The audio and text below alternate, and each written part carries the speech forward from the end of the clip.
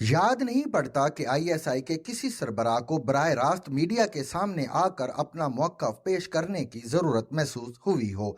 1980 की दहाई में अफ़गानिस्तान पर रूसी हमले के खिलाफ मुज़ाहमती तंजीमों का दस्तो बाजू बनते हुए आईएसआई पेशा वराना महारत की नई बुलंदियों तक पहुंची और इसका शुमार दुनिया की सफ़े अव्वल की एजेंसियों में होने लगा। ये सब कुछ साने भावलपुर में शहीद होने वाले जनरल अख्तर अब्दुर्रहमान की क़यादत में हुआ।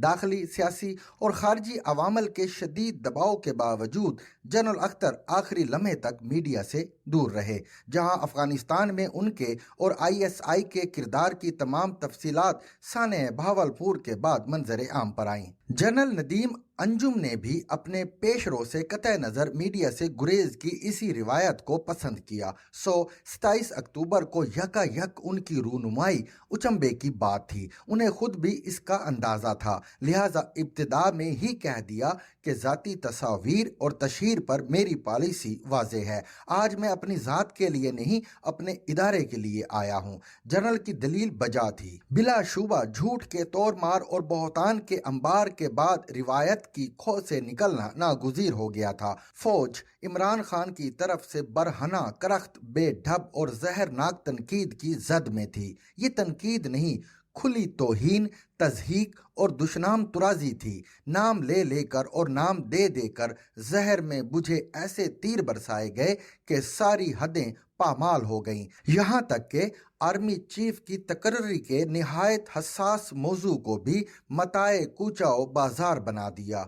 गुज़िश्ता पौन सदी के दौरान फौज के सियासी किरदार पर हमेशा तनकीद होती रही, कभी धीमे कभी ऊंचे सुरों में। इस मर्ज का जिक्र बड़ी सुराहत के साथ हमूदुर रहमान कमीशन रिपोर्ट में किया गया था। लम्हा फिक्रिया है कि इमरान खान ने फौज को तख्ता मश्क उस वक्त बनाया जब वो सियासत से दस्तकश होकर सख्ती से अपनी आईनी जिम्मेदारियों तक महदूद रहने का इदारा जाती फैसला कर चुकी थी। खान साहब सिर्फ इसलिए अंगारों पर लौट रहे हैं कि फौज उनकी पिदराना और मादराना सरपरस्ती से दस्तबरदार होकर अपने दस्तूरी वजीफे की तरफ क्यों पलट गई है। इमरान खान के इस इज़्तराब का तज्जिया मुश्किल नहीं। तहरीक इंसाफ ने 1996 में आंख खोली।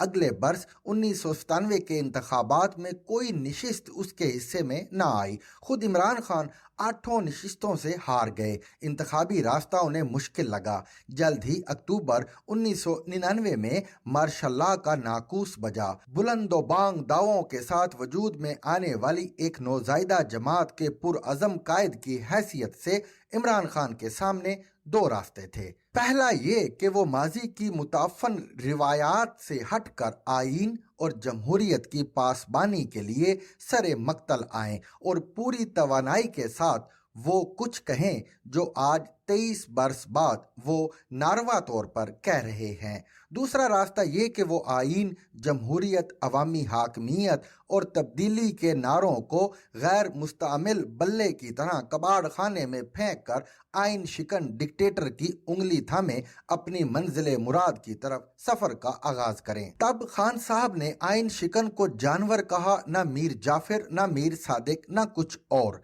उन्होंने आमरीयत की जंजीरें तोड़कर हकीकी आज़ादी का नारा भी ना लगाया। रजाकाराना खुद सुपुर्दगी के वालाहानापन के साथ डिक्टेटर के अज़ाइम के तोको रसन को ज़ेबे दस्तो गुलू किया और सारी उम्मीदें एक जर्नैल की खुशनुदी और दिलदारी से जोड़ लीं। तन मन धन से मुशर्रफ के रुसवाए ज़माना रेफरेंडम का हरावल दस्ता बन गए। मुआवजे के तौर पर डिक्टेटर के सामने कौमी असम्बली की 100 नशिस्तों का भारी भरकम बिल पेश कर दिया। मुशर्रफ ने कहा, इंटेलिजेंस रिपोर्ट्स के मुताबिक आपकी औकात ज़्यादा से ज़्यादा 4 या 5 सीटें हैं। मैं आपको 8 से 10 सीटें दे सकता हूँ।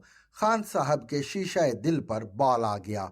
इलेक्शन लड़ा, सिर्फ अपनी निशिस्त जीत पाए, लेकिन ये बात उनकी किताबे सियासत का सुनहरी दर्स बन गई कि बारगाहे इक़्तिदार तक पहुंचने के लिए सिर्फ आमरों या ताकत के हकीकी सरचश्मों की आशीर्वाद ही समरावर साबित हो सकती है। वो दिन और आज का दिन खान साहब इस दर्स को नहीं भूले, बस अपनी कश्ते वीरां की मंडेर पर बैठे आसमान पर नजरे जमाए अब्रे बहार की दुआ मांगते रहे। लगभग एक अशरे के बाद मारगला की पहाड़ियों से सुरमई घटा उठी तो खान साहब को लगा कि तुख्मे आरजू फूटने का लम्हा आन पहुंचा है। पीटीआई की बलाएं लेती हवाओं का पहला बड़ा मुजाहिरा 2011 का लाहौरी जलसा था। सितम ये हुआ कि रुखसत के लिए कमर बस्ता आर्मी चीफ जनरल कियानी ने खुल खेलती खुद मामला हवाओं को अपनी हदूद में रहने का सख्त हुक्म जारी किया।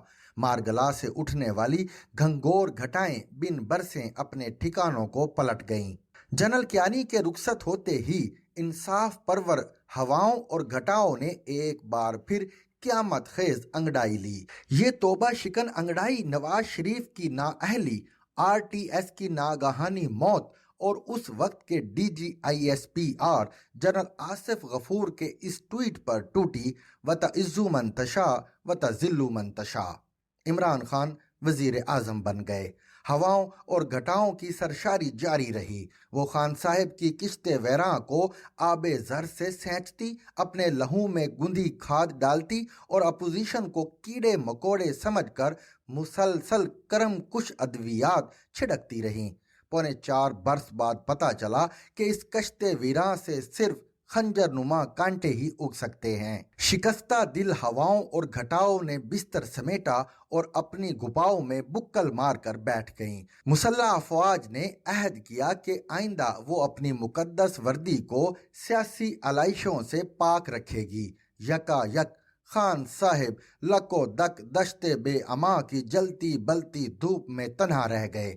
अब वो फौज के खिलाफ सिर्फ इसलिए आग उगल रहे हैं कि उसने उनके सर पर तना साहिबान आफियत क्यों उठा लिया है। ISI चीफ ने तंग आमद बाजंग आमद के तौर पर खरी खरी सुना दी। कह दिया कि दिन को जानवर मीर जाफर और मीर सादिक कहते हो तो रातों को छुप छुप कर मिलते क्यों हो। जनरल साहब को शायद अंदाजा नहीं है कि आशिक व माशूक के माबैन दिल के मामलात कुछ ऐसे ही होते हैं। मुस्तफ़ा खान शेफ्ता ने कहा था, तुम लोग भी गजब हो कि दिल पर ये इख्तियार शबे मोम कर लिया, सहर आहन बना लिया। जनरल इफ्तिखार बाबर तो अब फन अबलागियात पर उस्तादाना दस्तरस हासिल कर चुके हैं, लेकिन जनरल नदीम अंजुम की उर्दू की तहसीन भी लाजिम ठहरती है। क्या कमाल का जुमला है। जब झूठ इतनी आसानी, रवानी और फरावानी से बोला जाने लगे तो सच की लंबी खामोशी भी ठीक नहीं होती। जनरल नदीम की उर्दू दानी उनकी चेहरा नुमाई की तरह हैरान कर गई। To watch and listen to more informative videos and Urdu, English columns, subscribe to our YouTube channel.